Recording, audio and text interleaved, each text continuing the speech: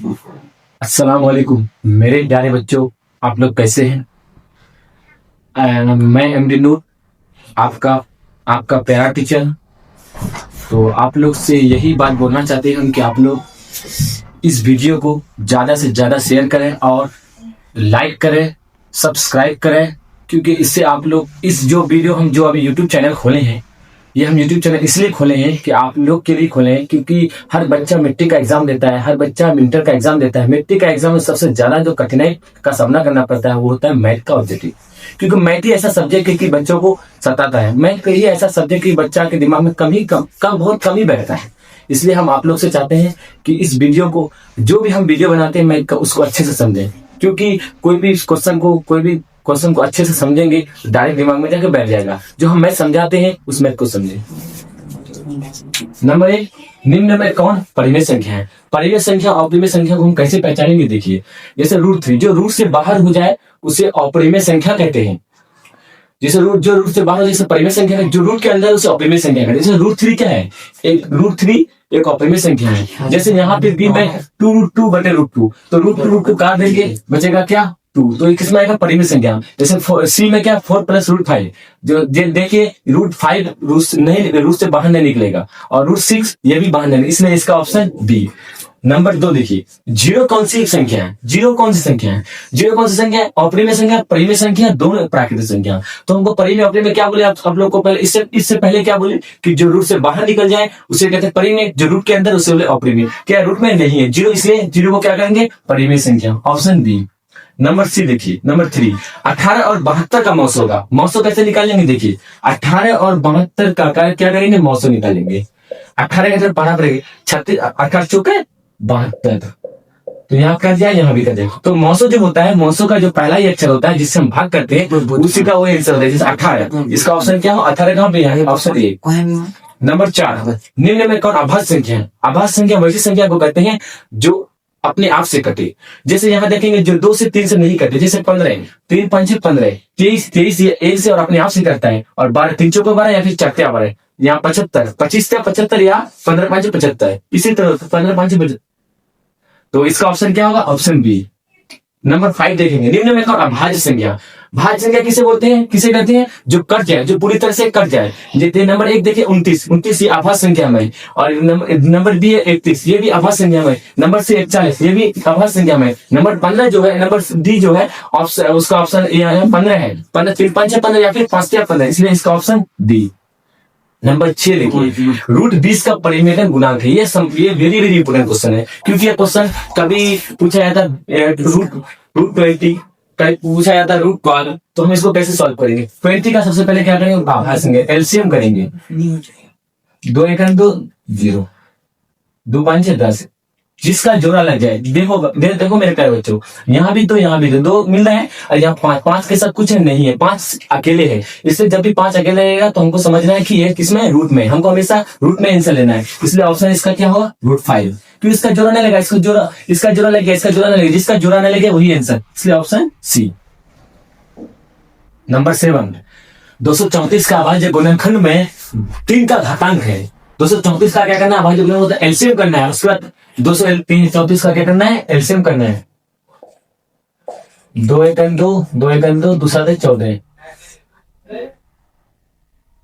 3 से करना है। 3 × 3 = 9, कितना? 2 27, 3 × 9 = 27, 3 × 1 = 3, 3 × 3 = 9। देखो बच्चों, 2 3 3 13, इसका क्या किया? एलसीएम की। हम 2 का 3 का घातांक का मतलब होता है 3 कितना बार आ रहा है? कितना बार आ रहा है? 1 2 2 बार आ रहा है, इसलिए इसका ऑप्शन सी।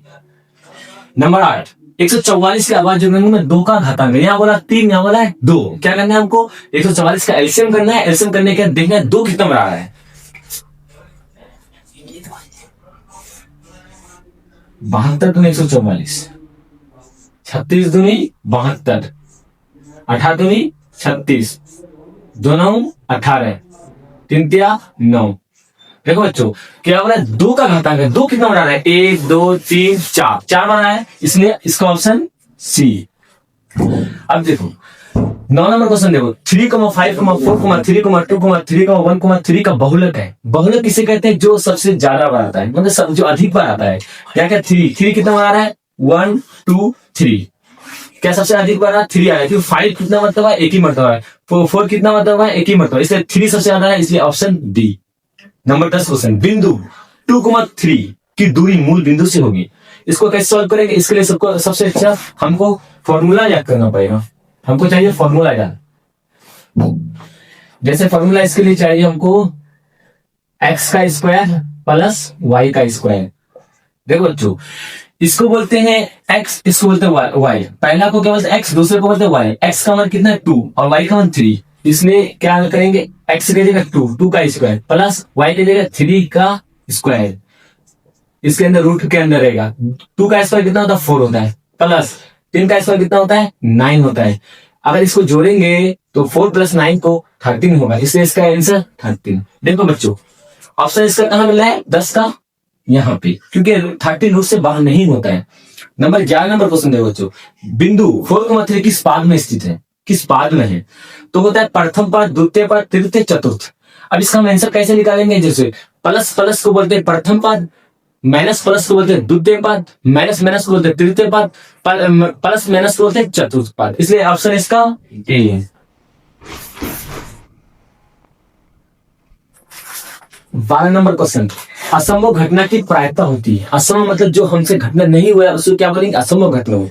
और जो घटना हुआ है उसको बोलते हैं संभव, इसलिए असंभव घटना की प्रायिकता क्या होगा? 0 होगा। और संभव का घटना क्या होगा? 1। इसी टॉपिक को पूछेगा, निश्चित घटना की प्रायिकता 1 और निश्चित घटना की प्रायिकता 0। अब देखो नंबर 13 नंबर, बहुपद 3x² - 7x + 2 छोटी ब्रैकेट 1 छोटी ब्रैकेट 2x⁴ + 3x³ - 5x + 2 का घात है। घात हमको किस तरह से बताना है? देखिए यहाँ सबसे पहले हमको टॉपिक ये करना है कि यहाँ देखो सबसे हमको घात मतलब जो स्क्वायर वाला होता है, सबसे 3x² क्या है ऊपर में 2, यहाँ पे क्या सबसे बड़ा देखिए, सबसे बड़ा क्या है 4। 2 और 4 को जोड़ेंगे कितना होगा 6, इसलिए इसका ऑप्शन बी। देखिए बच्चे 14 नंबर क्वेश्चन, रैखिक बहुपद का शून्यक होता है। रैखिक बहुपद, रैखिक बहुपद मतलब 1, रैखिक बहुपद मतलब 1, इसलिए ऑप्शन इसका ए। 15 नंबर क्वेश्चन, द्विघात बहुपद का शून्यक होता है। द्विघात मतलब द्विघात बोल रहा है तो पहले क्वेश्चन तो पढ़ेंगे, क्वेश्चन से मेरा आंसर निकलता है। द्विघात मतलब बोला 2, क्या आ रहा है? द्विघात मतलब 2, इसलिए इसका ऑप्शन बी। अब 3 घात वाले बहुपद को कहते हैं। एक घात वाले बहुपद को रैखिक बहुपद कहते हैं, द्विघात वाले बहुपद को द्विघात बहुपद कहते हैं, 3 घात वाले बहुपद को त्रिघात बहुपद कहते हैं, इसलिए इसका ऑप्शन सी। नंबर 17, 96 का अभाज्य गुणनखंड क्या होगा? क्या करना है हमको? 96 का अभाज्य गुणनखंड मतलब एलसीएम करना है उसका। 96 का क्या करना है? एलसीएम करना है, हमेशा एलसीएम करना है। 2 × 8, 1 बचा 2 8 है 16, 2 दूनी 4, 2 × 8, 2 × 2, 2 दूनी 4, 2 × 12, 2 दिया 6। देखो बच्चे हम क्या किए? 96 का अभाज्य गुणनखंड किए। गुणनखंड आप कितना यार क्या बोला है? देखो 1 2 3 3 4 5, 2 कितना बनाया? 5 बनाया। देखना है 2 के ऊपर 5 कहाँ पे है, यहाँ पे सिर्फ दिखा दे रहा है। और 3 कितना बनाया? 1 बनाया। हमेशा 3 क्या 1 हमेशा छुपा हुआ भी रहता है या फिर उसको लिख भी सकता है, तो इसका ऑप्शन सी होगा। नंबर 18 नंबर क्वेश्चन देखिए, प्रथम अभाज्य संख्याओं का माध्य है। प्रथम 5 संख्याओं का माध्य है। प्रथम 5 विषम संख्या। विषम संख्या कैसे पहचानेंगे? जैसे भाज्य सम संख्या, सम संख्या जो 2 से कट जाए। विषम संख्या मतलब जो 2 से नहीं कटे, जैसे 1 हुआ, 3 हुआ, 5 हुआ, 7 हुआ, वो क्या है? किसमें आता है? विषम संख्या आता है। इसलिए हमको 5 विषम संख्या बोला था, हमको कितना लेना है? 5 लेना है। 1 3 5 7 9, कितना है? 5। 1 2 3 4 5 अक्षर है। हमको माध्य जब भी निकालेंगे क्या करेंगे? काउंटिंग करेंगे कितना अक्षर? 5 है। अब क्या करें? जोड़ा लगाएंगे, इधर से 2 का जोड़ा लगाएंगे, इधर से 2 का जोड़ा, बीच में बचेगा 5, इसलिए आंसर क्या होगा इसका? 5। देखना है हमको, ए में 6 है, बी में 4 है, सी में 5 है और डी में 8 है, तो इसका ऑप्शन होगा सी। अब 19 नंबर क्वेश्चन देखेंगे, यदि 140 बराबर 2 के बराबर x गुना 5 के बराबर y गुना 7 के बराबर z हो तो x + y - z बराबर, तो क्या करना है? ये क्वेश्चन देखने में हमको तो बहुत हार्ड लगता है, इजीली बन जाएगा, कोई बड़ी बात नहीं है, क्योंकि हमको समझना है। कोई भी क्वेश्चन को हमको समझ कर, तो मैथ कोई हार्ड नहीं होता है, मैथ इजी होता है। सिर्फ माइंड में लगाओगे तो अपने आप समझ आ जाएगा। देखिए 140 में क्या करना है? हमको एलसीएम करना है। दूसरा तो चलिए 0,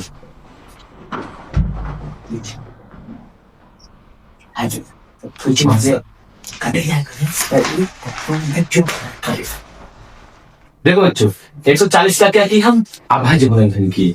अब हमको क्या करना है, अब देखो x plus Y minus z देना है। तो देखो x पे पावर कितना है, x दो पे x को हमको निकालने बोला है, क्या बोला है, x plus Y minus z।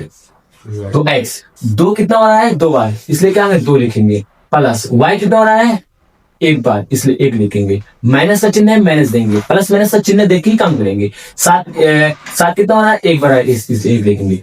2 plus 1 बराबर क्या होता है 3 होता है, -1 है -1 लिख देंगे। 3 कौन से करेंगे तो 2 आएगा, इसलिए ऑप्शन देखना है आपको 2 कहां पे है, यहाँ ऑप्शन ए। उसी तरह से कभी प्लस में पूछता है कभी माइनस में पूछता है, हमको अब समझना है यदि 156 बराबर 2x गुना 3y 3 पे y गुना 13z हो तो x plus Y plus z बराबर, तो यहाँ पे माइनस था, आप हमको प्लस करना है। देखो बच्चों 156 का क्या फिर एलसीएम करना है, दूसरा था 14, 1 बचा 2 8 16, एलसीएम भी सही से करना है। 2 दिया 6, 1 बचा, दोनों में 18, 3 का 3, 3 दिया 9। देखो बच्चों x plus Y plus z, x 2 कितना आ रहा है 2 बार, ऐसे 2 देंगे, प्लस y कितना आ रहा है 1 बार, इसे 1 लिखेंगे, प्लस कितना आ रहा है 1 बार, ऐसे 1 लिखेंगे, जोड़ेंगे इसको 2 प्लस 1 प्लस 1 कितना होता है 4 होता है, इसलिए इसका ऑप्शन ए। आज का टॉपिक यहीं तक समाप्त हुआ, फिर कल 7 बजे अपलोड करके एक वीडियो दिया जाएगा। आप लोग डेली क्लास में आने का कष्ट करें, डेली क्लास होगा और यहाँ पे जो मैथ समझाया जाएगा बहुत ही अच्छी तरह से समझाया जाएगा। आप लोग अगर कोई भी मैथ में दिक्कत हो तो हमसे संपर्क कर सकते हैं। मेरा कॉन्टेक्ट नंबर है 8409697783। मेरा नाम है MJ नूर स्टडी क्लासेस। इस चैनल को अधिक से अधिक बच्चों में या फिर आपका फ्रेंड हो या फिर आप छात्रा कोई भी देख सकते हैं, क्योंकि डेली एक आप लोग अगर मेरा सपोर्ट कीजिएगा, आप लोग के साथ हम हमेशा रहेंगे।